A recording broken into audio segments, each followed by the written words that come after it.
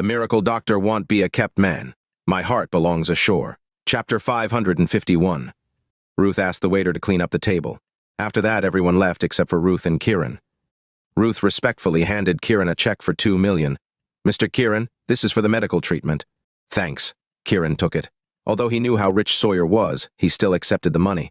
It was more than just money. It was a sign of respect and goodwill toward him. It was the peace of mind that they were buying. If he refused to accept it, the Suttons might never be at ease. "Thank you for dinner today." Kiran stood up to leave. "I'm sorry, Mr. Kiran. I'll practice and cook a better meal for you next time," said Ruth while blushing. Not only did Kiran eat the borderline inedible food to save her from embarrassment, but he did it as a sign of trust, too.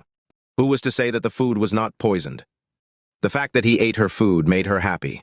When Kiran said he would be there at 3, Ruth came earlier to prepare, and she really did ask the chef for pointers. It was a pity that her skills were limited. This was the best she could do. Fortunately, Kiran graciously accepted her kindness. Ruth felt a sense of accomplishment, feeling as if her hard work was worth it. She stood up to leave with Kiran, but he said, "You don't have to send me off. I'll treat you to a meal. Next time, tell Mr. Sutton I said hello." "I must send you off," said Ruth as she followed him. Kiran was a bit taken aback. "You can just go ahead and do your own thing." "Didn't you want me to take care of your unconscious partner?" Ruth said, flushed. Only then did Kiran remember that. "I'll let you know if I need help." Ruth was disappointed that Kiran had rejected her help. She quickly took the access card from her bag and handed it to Kiran. "Mr. Kiran, this is the access card for Villa No in Fox Hill. Feel free to stay here." She was afraid that he would reject it, so she emphasized, "It's my father's wish, so you must accept it. My father wanted me to tell you that he values you as a friend, so we're always at your disposal." Fox Hill? He remembered Archie talking about this villa before, and he even let him stay there. He sounded like he was proud to own a villa there. He also understood that Gordon wanted him to stay there so he could easily find him. It seemed like Gordon was not only straightforward but decisive, too. "I'll accept Mr. Sutton's offer to stay at the villa." Kiran took the access card. "Great." Ruth was ecstatic, as if she had just completed an impossible task. "Thank Mr. Sutton for me," Kiran waved before leaving. Then, Ruth's phone rang. When she saw who called, she quickly answered, and for some reason she burst into tears. "What do you mean my mother is sick?" She hung up the phone and grabbed Kiran. "Mr. Kiran, can you please save my mother?" "What happened to your mother?" After she cooked for him, he had to show some concern. "I heard that she went crazy all of a sudden. She's slashing and killing people with a knife." "She's doing what?" Kiran straightened his back as his curiosity was piqued. Knowing Kiran's skills, Ruth felt a wave of relief. She led the way, guiding him downstairs to her car. Half an hour later, their car pulled up to a villa nestled in the suburbs, surrounded by mountains and rivers. The villa sprawled across a vast expanse, covering tens of thousands of square meters, dwarfing even entire neighborhoods. It could easily accommodate a dozen individual houses. Yet, amidst the expansive grounds, only 3 villas stood, encircled by maple trees with a serene pond at their center and a golf course adjacent. The luxury of the Suttons' villa surpassed Kiran's expectations, rendering him speechless. Ruth parked the car some distance away, unable to drive directly to the villa's entrance. The two got off and walked over there. "Our family is considered wealthy in Fox, and this estate was given to us by my grandfather on my mother's side." Ruth walked quickly while introducing her house. "Your father married into the family?" Kiran asked curiously. "No. My father's father is rich too," Ruth said expectantly, hoping that Kiran would be interested. But she soon realized that she was wrong. Kiran did not care at all. Kiran's eyes were focused on the courtyard. The maple trees were especially transplanted here, and great attention was paid to the geomancy of the layout. "My mother liked maple leaves, so my father planted them for her." Ruth looked envious of how much her father loved her mother. She longed for true love they had. Kiran nodded and walked toward the pond where fish were swimming freely. They were all red carp, and their bright red color looked stunning, like a beating heart. Kiran was reminded of the Seasons Hotel. Like its name, maple leaves turned red during autumn, like the red carp in the pond. He could vividly picture the crimson scenery. Romantic, heartwarming, sweet. He wanted to create such a beautiful environment for Snow, too. "After my mother gave birth to me, she couldn't have any more children, so they couldn't have a son. They tried many ways, but couldn't succeed. Over time, she fell in love with the color red. So my father specially arranged all of this, hoping she would like it." "Your father wants a son, too?" Kiran asked. "Yes. While they were talking, they had already arrived at the villa. My parents used to be very loving. But since my father became ill, my mother has become restless out of concern for him. She often loses control of her emotions and gets angry for no reason, Ruth lamented with a frown. Is it menopause? Kiran asked casually. Ruth's cheeks flushed crimson, and she shot him a glare, her eyes welling up with tears. Unperturbed, Kiran continued, How is your mother doing now? I heard she's going around with a knife and stabbing people for no reason, Ruth replied, her tone filled with concern. That bad? Kiran frowned. Hurry up and stop Mrs. Sutton, a voice shouted, accompanied by a commotion at the villa's door. A woman with disheveled hair was seen struggling, brandishing a cleaver. Mom! Ruth cried out anxiously, leaving Kiran behind as she ran towards her mother in tears. Kiran, unfazed, strolled leisurely, taking in his surroundings. Chapter 552. Kiran walked in leisurely as if he were here for sightseeing.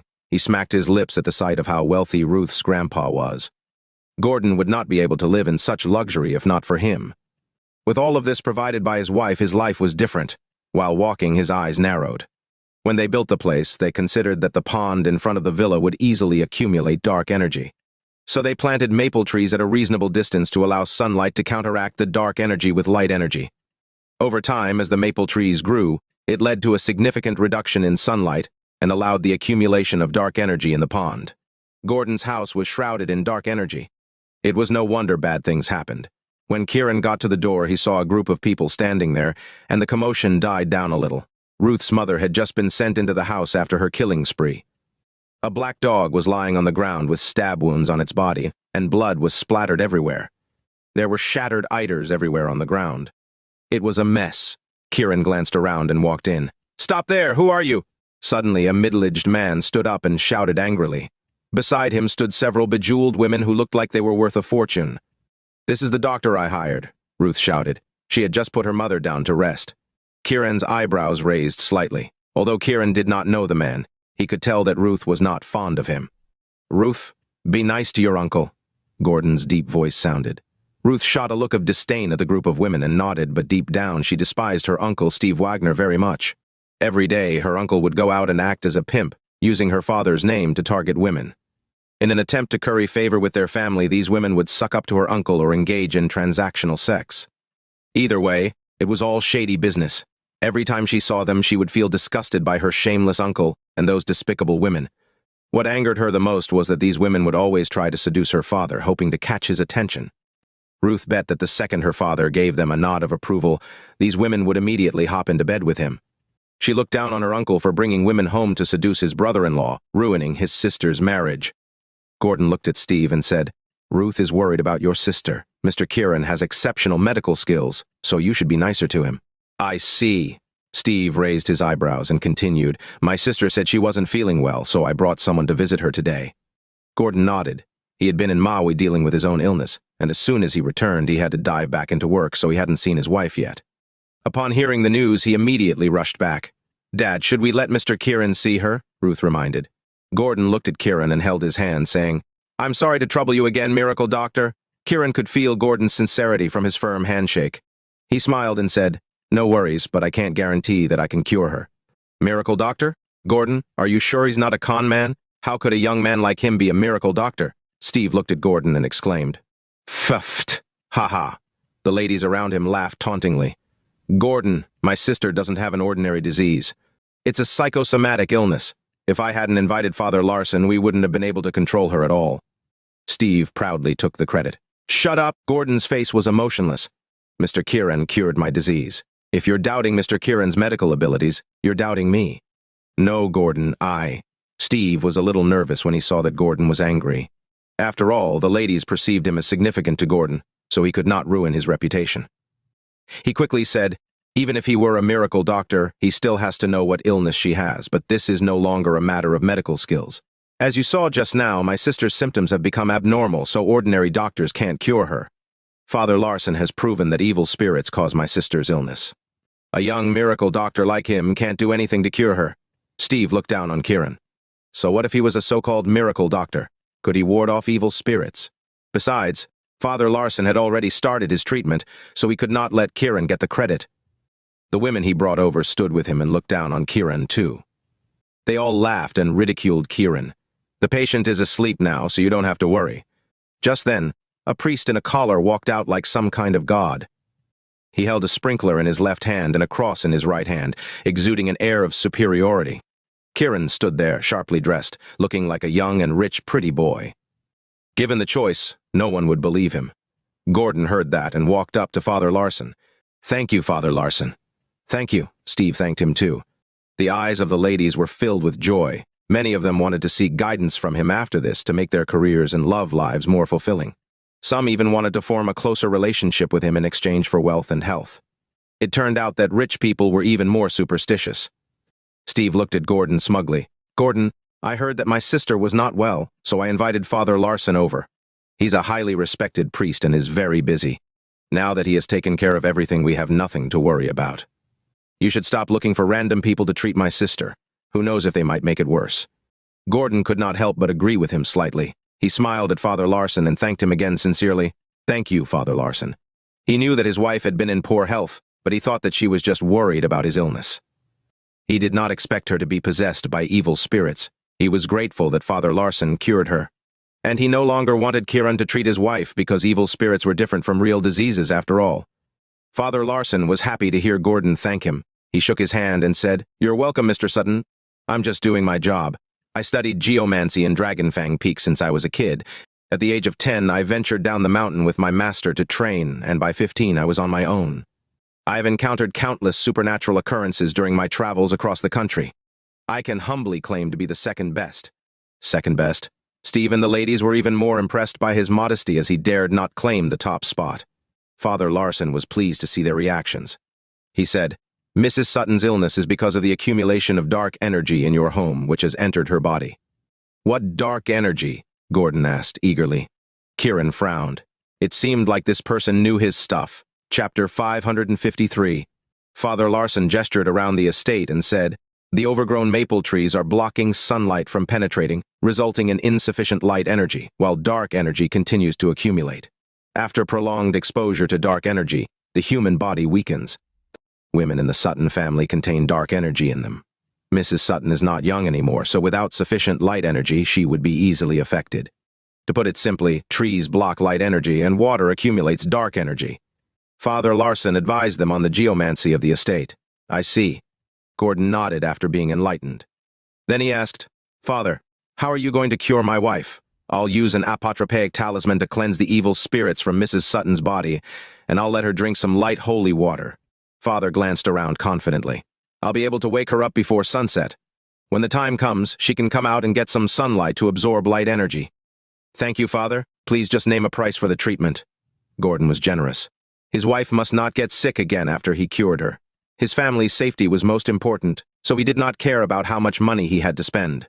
Steve was proud of himself, so he said, "Gordon, you don't have anything to worry about now." Steve looked at Father Larson and said, "Father, take a break. You must have traveled a long way to get here."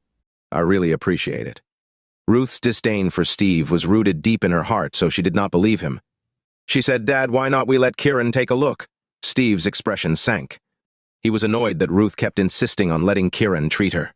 "Ruth, your mother is suffering from a disease caused by evil spirits. How can you let a regular doctor treat her? Besides, your mother has been put to sleep by Father Larson.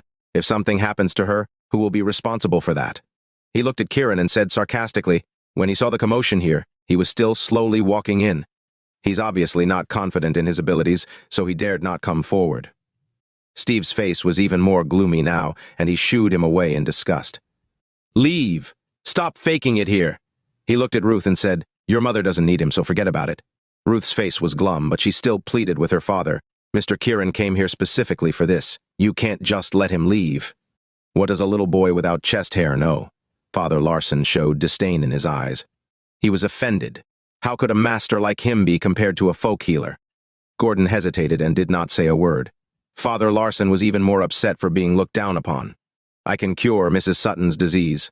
If you have someone else treat her, that means you don't trust me. In that case, I will step down." He stood up, pretending to leave, and said, "If something goes wrong, don't come finding me. I won't come a second time." Gordon was in a dilemma. He believed in Kiran's medical skills, but he was unsure because of this situation involving geomancy and evil spirits.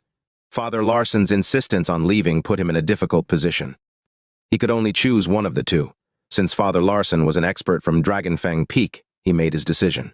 He looked at Kiran and said, "Mr. Kiran, my wife's illness is a special case, so I hope you understand." "Dad," Ruth shouted anxiously, feeling that her father was wrong for not believing in Kiran. Gordon smiled hesitantly.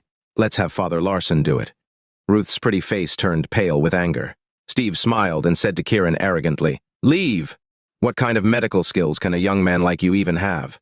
You must have saved my brother-in-law by sheer dumb luck." Chapter 554. The art of metaphysics isn't something a con man like you can learn, so don't even think about showing off. From the moment Kiran arrived, he had not said anything about her condition. It was them who did all the talking. When he finally spoke, he said, "Mrs. Sutton is indeed suffering from a psychosomatic illness." "Gordon, did you hear that?" Even he admitted it. "He's quite cunning to be using Father Larson's analysis to deceive people," Steve interrupted. Kiran sneered and shook his head. "There are many types of evil spirits. If you simply deduce it as light energy deficiency, it will not cure the disease, but you might harm her instead." "What did you say? Do you not trust me?" Father Larson said angrily. "It wasn't you who subdued her earlier." Kiran stared at Father Larson. "Are you saying it's you who did it? You shameless bastard," Steve scolded angrily. "That thing did it." Kiran pointed at the dead black dog on the ground and said, "The black dog's blood deterred the evil spirits. The effects would wear off after some time, and Mrs. Sutton would become even crazier. I'm certain that more atrocities would happen then. She may have killed a dog just now, but after this she will kill humans." Kiran glanced inside the house. "It will happen at dusk." He looked at Father Larson and said, "Dark energy is at the bottom, while light energy is at the top. You're right about that, so you should know what attracts dark energy. If this is what dark energy causes during the day, imagine what would happen at night." Kiran looked at Gordon. "If we don't take advantage of the light energy right now, it will be even more difficult to cure her." "What nonsense are you spitting, kid? I suppressed Mrs. Sutton's evil spirits and put her to sleep. What does the black dog's blood have to do with it? Also, forget about dusk. I can guarantee that Mrs. Sutton would be fine even at midnight. With my apotropaic talisman and light holy water, Mrs. Sutton would be completely healed." The more Father Larson spoke, the angrier he became. "If you don't understand that, get out of here now. You're tarnishing my reputation." Steve was furious. "Fuck off. Who do you think you are? Did you think that just because you cured my brother-in-law by chance, you can deceive him with your sweet talk?" The several ladies showed disdainful looks. In their eyes, Kiran was just trying to impress them. Kiran was calm as she told Gordon, "Mr. Sutton, it's up to you." "Dad, I believe in Mr. Kiran," Ruth said determinedly. Gordon frowned in deep contemplation. "Time is of the essence. Every fleeting second is a matter of life and death," Kiran warned him. "Shut up and get out. Who the hell do you think you are for cursing my sister to death?" Steve growled. Gordon was not happy with what he said too.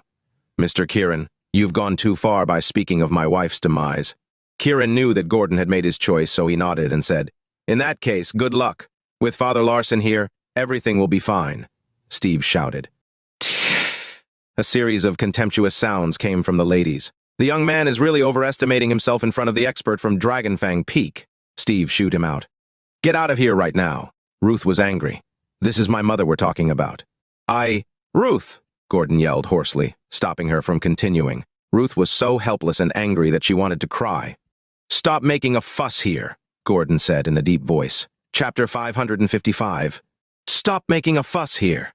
Gordon sent Kiran off with those words. There was even a hint of displeasure in his tone.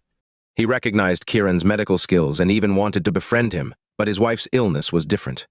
He did not want Kiran to get in the way of that. Of course, he also felt that Kiran was being overly confident in himself. Western medicine and metaphysics were two entirely different things. Where did he get his confidence from? How could he be more skilled than an expert from Dragonfang Peak? Youngsters these days think they are so great. Seeing Ruth's sincerity, Kiran was not mad at Gordon. He said calmly, "Take care, everyone. Someone will die tonight. Mr. Gordon, I'd like to remind you that one's fortune must be manageable. This estate is too big for you and your wife to handle. You may have disturbed many beings by building such a massive project, causing them to lose their homes and turn into evil spirits to retaliate against you.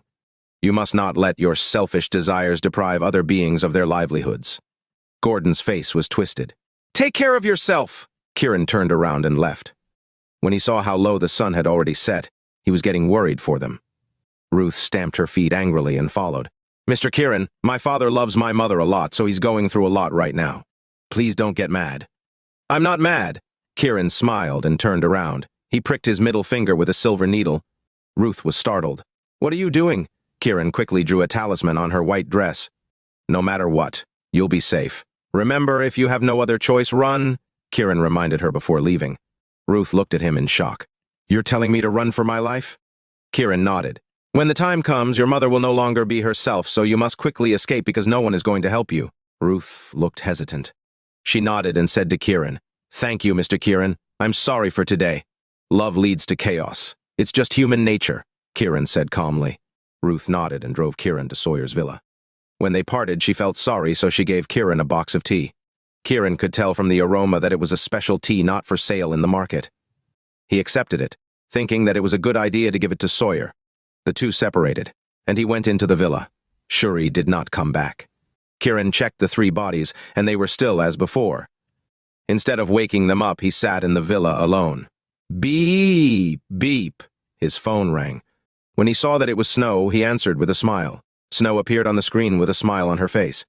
Her beautiful and blushing face filled Kiran with warmth. Snow was at home, dressed casually in her nightgown. She was not wearing anything under it, exposing a lot of snow-white skin. Although he was looking at his phone screen, he could see that her fair and slender neck was still as beautiful, especially her delicate collarbone. He wanted nothing more than to touch it. "My wife is so gorgeous and sexy." Kiran felt much better now, so he praised her with a gleam in his eyes. When Snow heard him compliment her, she smiled even more. "Pervert! Are you having dirty thoughts again?" "Of course, it's too bad I can't make them a reality," Kiran did not lie. "Fuck off! Why are you never serious?" Snow said angrily and then asked, "When will you be back?" "I plan to go back in 3 days. Is everything going okay?" Kiran did not want her to worry, so he pretended everything was fine. "Don't you know my abilities?" "I just remember how Sis beat you up," Snow teased. Kiran's face turned red from embarrassment until he realized something was off. "Since when do you call her Sis? You call her that, so why can't I?" Snow blinked at Kiran with sparkling eyes, looking exceptionally beautiful, as if she were saying, "I'm your wife, so I should do everything you do." "Is she protecting you every day?" Kiran asked. "Of course." Snow brushed her hair with her hands, and Kiran's eyes instantly lit up. Kiran was mesmerized by her. Snow suddenly said, "That's enough. I need to go on Starly's TikTok Live." "What for?" Kiran asked curiously. "Remember your live broadcast on Dragon's Mount? You said that you would make her famous, so Starly has been working hard since then, and she has gained a lot of followers too. She's about to go live, so I must support her." "Oh, send me her account. I'll take a look myself." "Sure." Snow hung up. Kiran received the link to her live broadcast, and he clicked on it. Her username was Guardian of KS's Love. Kiran could not help but shudder and feel numb. Why did it seem like she was confessing her love to him? Starly had already started her live broadcast, but unlike other streamers who dressed in revealing clothes or acted cute, she took a more innocent route, which made her different from the others. Kiran did not feel uncomfortable watching her. He named himself Lord of the Sea. Starly's live broadcast had started, and everyone was sending her gifts one after another. However, they were not very generous with their gifts. Just then, a fan named Dreaming of KS sent her a gift, instantly making the live stream more lively. "Thank you for the gift," Starly thanked repeatedly on the screen. Kiran knew that Snow sent that gift to help her best friend. Kiran smirked and sent 10 gifts, instantly bombarding her screen. Starly did not know it was Kiran. She was so excited after seeing the many gifts that she could not even speak coherently. She expressed her gratitude continuously. Other fans started flooding the screen with jealous comments. Snow did not know it was Kiran, but seeing as someone else was starting to tip her best friend so she could gain more attention, she pitched in and tipped another 10 gifts. Her gifts made the atmosphere even more lively. Kiran admired his adorable wife, so he sent 20 more. Then Snow sent 20 more too. When Kiran sent 30, she sent 30 too. Even without being on the phone, they were so in sync that it turned into a competition. For the grand finale, Kiran sent 500 gifts, which made Starly's live stream viral. Everyone on the platform knew about it, so they hopped into the live stream to watch. Starly instantly became famous. Lord of the Sea had also received many messages from the viewers, but Kiran simply laughed it off. He ignored it. He noticed that someone with the username Crystal Ripple had messaged him the most, but Kiran wanted to call Snow to tease her, but his phone rang right then. It was Archie, Kiran answered. Archie invited him over for dinner, and Kiran could not turn him down, so he agreed. Then he rushed to Archie's place with the tea gifted to him by Ruth. Chapter 556. Kiran arrived at Archie's home and noticed it was an independent two-story villa that looked a little old. Remembering that Archie had also bought a villa in Fox Hill, he must have been quite rich. Kiran was happy that he was doing well. "Kiran, you're here!" Archie happily greeted him outside when he saw him. He saw that Kiran was carrying tea, so he smiled and asked, "Why did you bring more things?" Kiran smiled calmly. "It's nothing. Come inside." Archie invited him in. At the door, he shouted inside the villa, "Lucia, Bianca, Kiran is here." Lucia did not come out of the kitchen. Instead, she hit the pots and pans even harder to express her dissatisfaction. Meanwhile, Bianca was sitting on the sofa, scrolling on the phone as if she did not even notice Kiran. Kiran didn't pay any mind to Bianca's reaction. He entered the living room and placed the tea on the coffee table. Upon seeing this, Bianca curled her lips in disdain, treating him as if he were a poor man. He previously gifted them a radish at the restaurant, and now he even came with tea. It was nothing compared to Felix's latest beauty products. "Hello, Bianca," Kiran politely greeted her. Bianca responded indifferently. Although Archie was not happy with that, he did not say anything. He asked Kiran to have a seat instead. When Kiran sat down, Lucia came out of the kitchen with a glum face. Although Archie was not happy with that, he did not say anything. He asked Kiran to have a seat instead. When Kiran sat down, Lucia came out of the kitchen with a glum face. "Is the meal ready?" Archie asked. "Not yet." Lucia looked at Kiran in disgust and said, "Beef stew takes a long time. How can it be done so fast?" She looked at Archie and said, "Tidy up the house. My sister is coming here in a bit and will stay for a few days." "What is Lindy coming here for?" Archie clearly did not like his sister-in-law, who always used his name to show off and solicit business. "I haven't seen my sister in a long time. What's wrong if she comes to stay with us for a few days?" Lucia turned around and went back into the kitchen without giving Archie a chance to speak. Archie's face was gloomy. He knew she did not want Kiran to stay here, so she purposely occupied the guest room. He was annoyed but could air his dirty laundry in public, so he nodded. "Hurry up with dinner. Kiran hasn't even had lunch yet." Thinking about what happened at lunch, she got even more angry. Seeing as Kiran brought some no-name tea, she sneered inwardly. Was it some kind of poisonous tea? She said indifferently, "If he's hungry, have some tea." "Didn't he bring his own tea? He can fill himself up with water first." "Watch your tone, Lucia," Archie angrily warned her, but she did not care. Archie wanted to talk to her, so he looked at Kiran and said, "I'll go to the kitchen and help her so we can eat earlier." Kiran nodded. Archie looked at his daughter, Bianca, and said, "You can chat with Kiran." Bianca rolled her eyes. "He's a grown man. Why does he need me to look after him?" Archie angrily glared at her, frustrated that she did not understand that he was trying to play matchmaker. Bianca curled her lips and said impatiently, "Fine, I get it." Kiran did not care. He just came here to see how Archie was doing and hoped to learn more about the York family's past. Otherwise, he would not have come. He was not even hungry. Ruth's cooking might have looked bad, but it was still edible. "Make yourself at home, Kiran." Archie then went into the kitchen. Bianca shot a look of disdain at Kiran. After Archie entered the kitchen, she stood up and said, "We have nothing in common. I'll go to my room to do a live stream." After that, she arrogantly added, "I bet a country bumpkin like you won't even know what a live stream is." Sigh. Bianca sighed and said, "If only I was as lucky as guardian of KS's love. How nice would it be to have my own Lord of the Sea?" She shot Kiran a sideways glance. A good-for-nothing man like Kiran would never have the charisma and generosity of a man like him. Dropping millions worth of gifts at the drop of a hat was a dream he would never be able to achieve. "Trash," she mumbled and went upstairs. Just as she was about to enter the room, she suddenly turned to look at Kiran. "If you're bored, search Crystal Ripple on TikTok to watch my live stream." Then, she went in. Crystal Ripple? Kiran felt like he had heard that name before. He logged on to TikTok and saw a bunch of messages from Crystal Ripple requesting to be his friend. Kiran then realized that Bianca's username was Crystal Ripple. What a coincidence! The last time she sent out a friend request was just now, which meant that she was still sending requests to this bumpkin while going upstairs. He could not help but smirk and look up. What would happen if she found out that he was the so-called trash she talked about? Kiran did not accept her friend request, but he entered her live stream. Bianca was already live and had put on a sexy long dress and bunny ears, looking very cute. "Hello everyone. Welcome to my live stream. Oh my God." Halfway through speaking, Bianca exclaimed, "Lord of the Sea entered my live stream."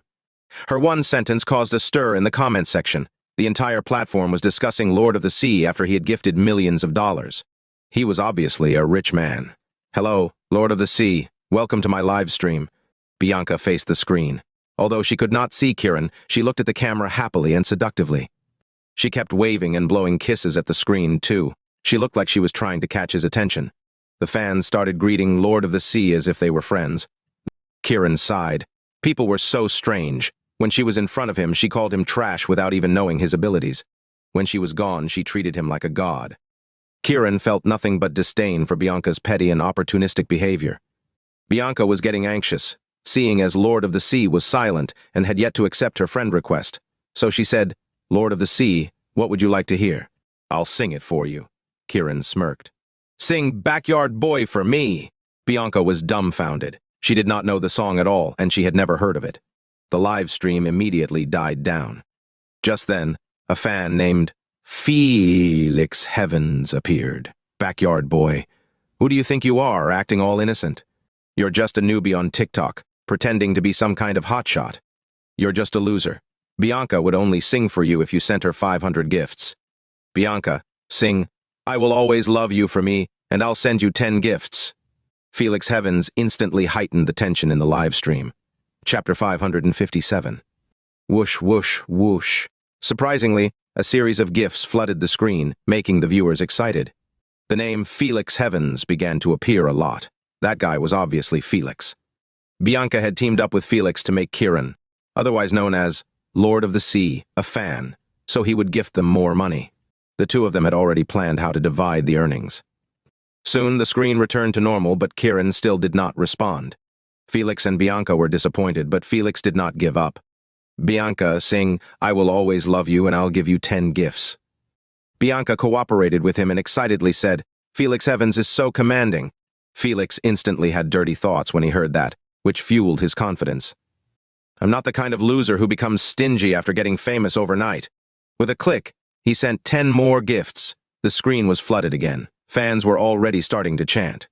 "I will always love you. You would sing for just 10 gifts? How worthless." Kiran smirked and fired back. When Kiran spoke for the first time, the entire live stream went quiet. Everyone was waiting for Felix's reaction. "What's wrong with 10 gifts? At least I'm not as stingy as you," Felix mocked him. "If you have money, just gift her 500 to boost her live stream." Kiran provoked him. "Why don't you gift her some? Let's see how rich you are." Felix retorted. "I don't want to compete with you," Kiran said. Felix was infuriated now. "Kid, if you gift more than me, I'll call you my master." Kiran smiled. "Good boy." Felix was livid. Whoosh, whoosh, whoosh. The entire live stream was filled with gifts, 21 in total, exactly one more than Felix. Felix was being ridiculed. Bianca was relieved to see Kiran finally doing something. She was overjoyed. Her dream finally came true and started acting all cutesy in front of the camera, thanking Kiran repeatedly. Felix was so sickened by the sight of her. It was as if she was cheating on him, that he felt like vomiting. "Good boy, call me your master." Kiran was merciless. "You should be the one calling me master." Felix sent 30 more gifts. "Damn you, rich kid, acting all high and mighty. Just you wait and see." Kiran did not say a word. He sent 31 gifts, exactly one more than Felix again. Felix almost vomited blood every time he was being toyed by Kiran. "If you're a real man, don't just gift one more." "Are you blind?" I sent. Kiran acted dumb. Felix almost burst into anger. "There's no use talking. Let's get down to business." This time it was Kiran's turn to ridicule him. "I'll show you." Felix gritted his teeth and sent 50 more. "Here, can you see my power now?" Kiran pressed on the screen and sent 51. The picture on the screen was beautiful. Then, it returned to normal, and Kiran asked, "What power?" Felix was starting to pull his hair out for encountering such a despicable person. Although he had conspired to trick Kiran with Bianca, he felt humiliated. "I'll show you what I'm truly capable of." Felix was so angry that he sent all his remaining money. However, there were only 32 gifts. Everyone fell silent. "That's all he is capable of?" He said that with such confidence, but only managed to send 32. People thought that he would send 500. It was so far from their expectations that they were left speechless. Kiran held back his laughter and asked, "If that's all you've got, doesn't that make you a coward?" Ruthless taunts appeared on the screen. Felix did not expect to spend so much money. His family may be rich, but not him. He had to work for his money. He had spent all his savings on gifts today, but humiliated himself. Felix saw the comments laughing and mocking him online, so he could not help but curse. "What the fuck? Whoosh." Whoosh, whoosh. Kiran sent 500 gifts at once. They were like 500 sharp arrows shot at Felix, shattering him to pieces and making him speechless. The entire screen was blank, and it took a while to return to normal. Awesome. Holy fuck, call him master. Many fans exclaimed, praising Kiran, and even reminded Felix to keep his promise. As if Felix had a mouthful of shit, he could not bring himself to speak. 500. That was millions of dollars. He could have used that money to have up to 10 mistresses for an entire year. Yet, he just spent it like it was no big deal. How arrogant could he get? Felix was left speechless. On the other hand, Bianca was ecstatic. She never imagined she would receive this many gifts. It was like she had won the lottery. Never in her dreams had she ever thought this would happen. She had never received more than 10 gifts during her live streams, yet Kiran gave her hundreds of gifts today. A rich man! A filthy rich man! She was willing to get on her knees before a rich man like him. She picked up her phone and messaged Kiran. Can we meet? Kiran smiled without replying. Bianca was unwilling to give in. She pulled down her neckline to let Kiran see her assets. However, Kiran was not looking at it at all. When Felix saw Bianca's move, he knew she was trying to seduce Kiran. He was so furious that he could not care about anything anymore. You fucker, Lord of the Sea. I was teaming up with Bianca to make you send gifts. Team up? The fans were shocked. Some even sympathized with Kiran for being tricked. Bianca was furious that Felix had exposed her, making her look like a liar. She quickly responded to Felix Heavens, saying, I really do like Lord of the Sea, and I'm not lying. To prove it, she shouted at the screen, Lord of the Sea, I love you and I want to be with you. Boom. Her words were like a nuclear bomb, causing an uproar among her fans. Felix felt like a monkey at a zoo, but he still insisted. You're lying. Kiran smirked and took a screenshot of Bianca's messages and friend requests. He sent it into the chat. After seeing Bianca's last message, can we meet? Felix flew into a rage. He lost all feelings for her as if he had been dunked into an ice bath. Her wanting to meet up with him meant Kiran had completely won her over. I'm not interested in seeing Crystal Ripple at all. Felix was shocked by Kiran's words. The fact that his beautiful girlfriend was looked down upon made him feel like a fool. Call me your master, Kiran said. In your dreams, Felix said angrily. Call him your master. These words flooded the screen as countless people started sending in messages. Felix felt like he had been put on the spot. He was so angry that he exited the live stream. Lord of the Sea. Everyone in the live stream was chanting excitedly as Kiran's popularity skyrocketed. Bianca shouted bravely, I love you, Lord of the Sea. Kiran left the live stream with a smile on his face. Meanwhile, Bianca was still anxiously sending messages to Kiran asking to meet. Kiran sat on the sofa and put his phone down, ignoring her. Then Bianca excitedly opened the door and ran downstairs. Chapter 558. I made it. I made it. I'm famous. I've become a famous streamer. I bing bang boom. Ouch. Bianca was so excited running down the stairs that she tripped over her slippers and tumbled down.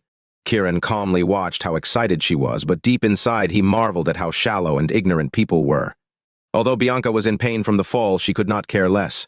She had no idea how Kiran was tied to this, so she brushed past him and rushed into the kitchen, shouting to Archie and Lucia, I was doing a live broadcast just now and someone gifted me millions. I'll get at least half of it, Archie frowned. He was obviously not interested. On the contrary, Lucia was over the moon. She put down the spatula and said, My daughter is excellent, unlike that piece of trash. She did not miss any opportunity to belittle Kiran. Immersed in her happiness, Bianca said happily, The best thing is that a rich man is supporting me, which means I've made it.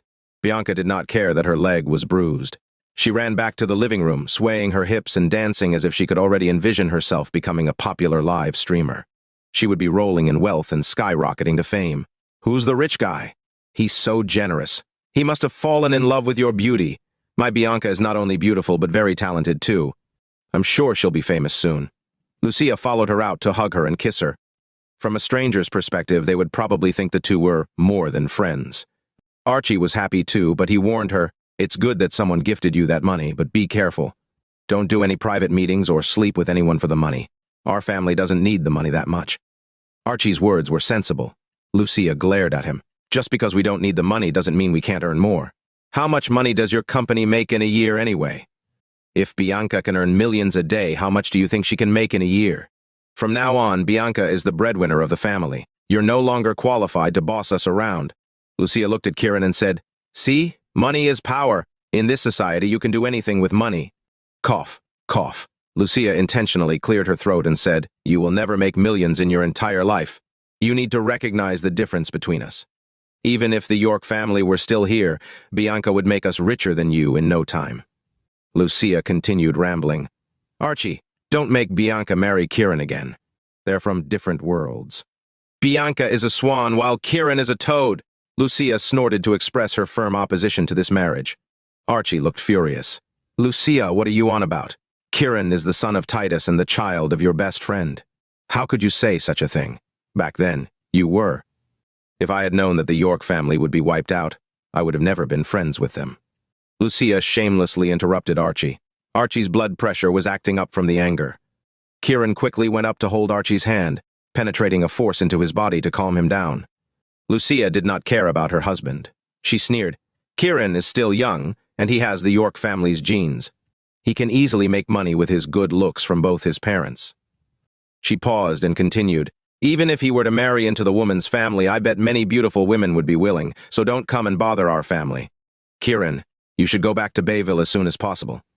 Don't stay in Fawkes. We're busy people." "Lucia, how could you say that? Kiran is staying in Fawkes." Archie was furious, but he smiled at Kiran and said, "Kiran, you can stay in Fawkes with me.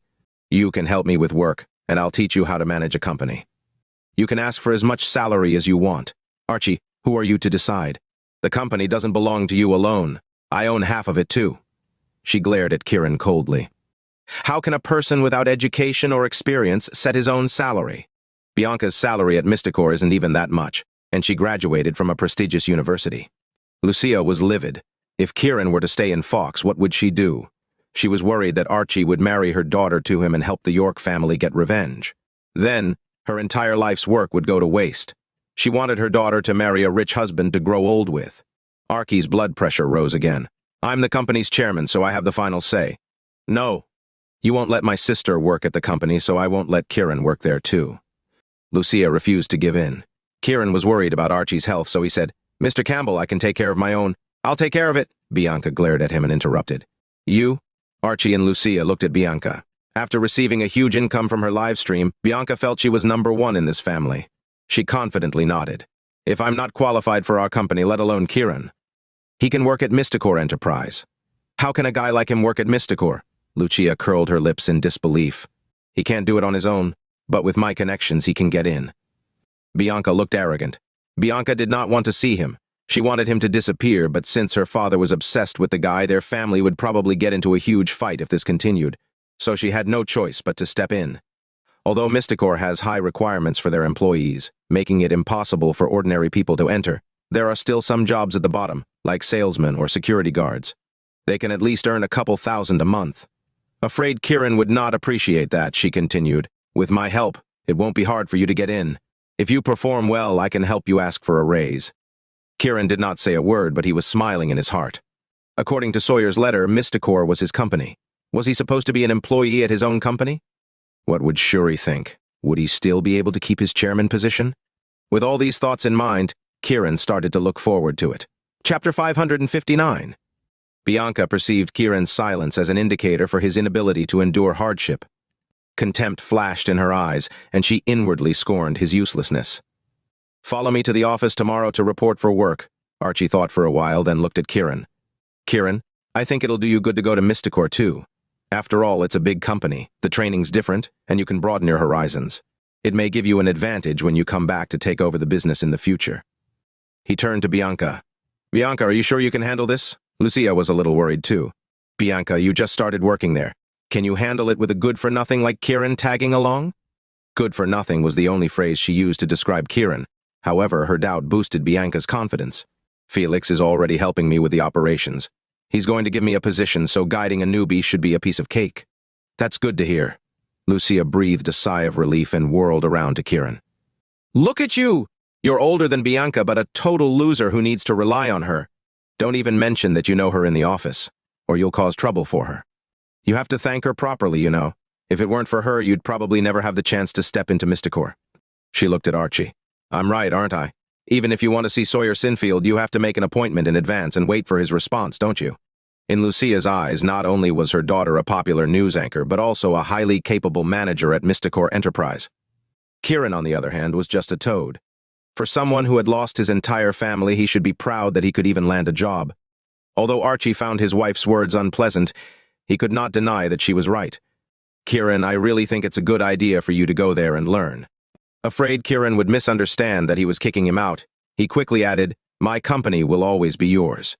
I just hope that you can improve your skills and toughen up."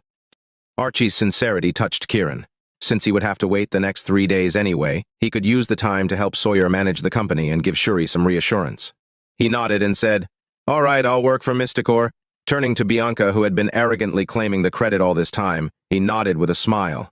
"Thank you, Bianca." Bianca did not speak. Her bright red lips only parted slightly before pressing together.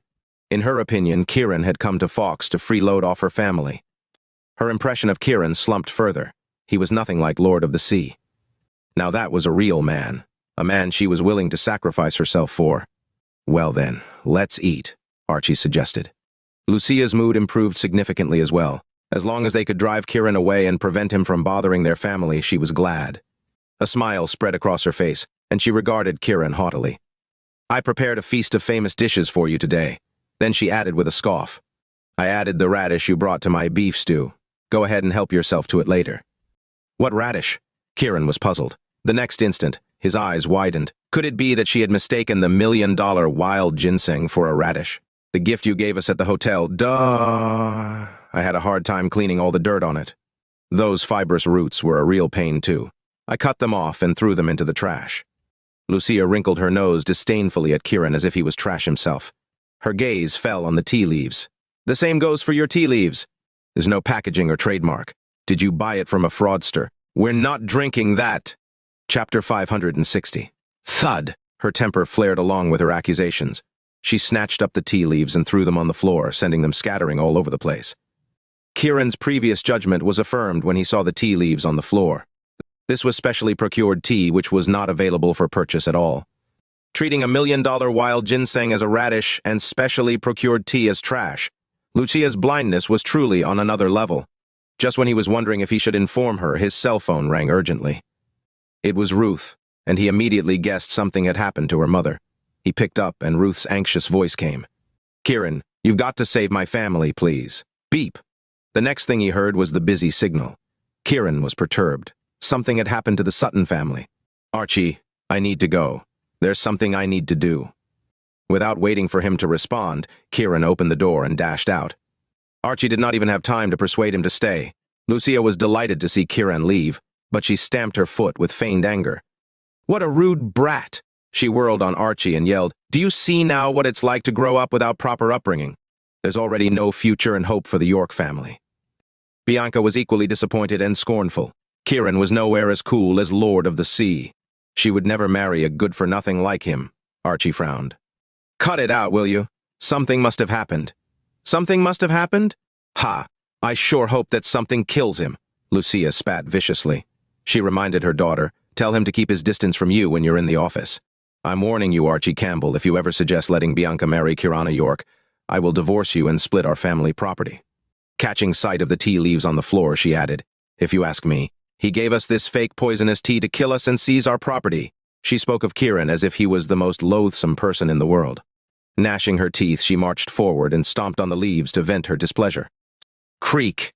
At this moment, the door of the villa opened and in walked a man and a woman. Upon entering, the man began sniffing incessantly as if he was tracing a scent. The woman's eyes fell on the tea leaves on the floor, and they widened instantly. Lucia raised her foot to trample on them again. The woman rushed over frantically and threw her arms around her. "Lucia, have you lost your mind?" "You're the one who's lost your mind." Lucia tried to push her sister away. "Why are you being so wasteful?" Lindy was close to furious tears as she clung to her sister tightly. "How am I being wasteful?" Lucia demanded hotly. Instead of answering, Lindy crouched down and stared at the trampled tea leaves as if they were a $5 million jackpot. "Then," she pointed at Lucia, "these are specially sourced tea leaves. No amount of money in the world can buy them." "Specially sourced tea leaves?" Lucia was stunned. But remembering they were from Kiran, she snorted dismissively. "Lindy, you need to get your eyes checked. These are just unbranded poisonous tea leaves." "Unbranded poisonous tea leaves?" Lindy was on the verge of tears. Archie, if this box of tea leaves had been intact and you had gifted it, even the mayor would agree to meet you." "What?" Archie exclaimed. "Aunt Lindy, is that true?" Bianca asked curiously. "I've been in high society long enough to know." Once, a small portion went up for auction, and the starting bid was higher than gold. It ended up selling for nearly $1 million, and it weighed less than 50 grams. Lindy's eyes sparkled with excitement. "Well, what?" Lucia was speechless.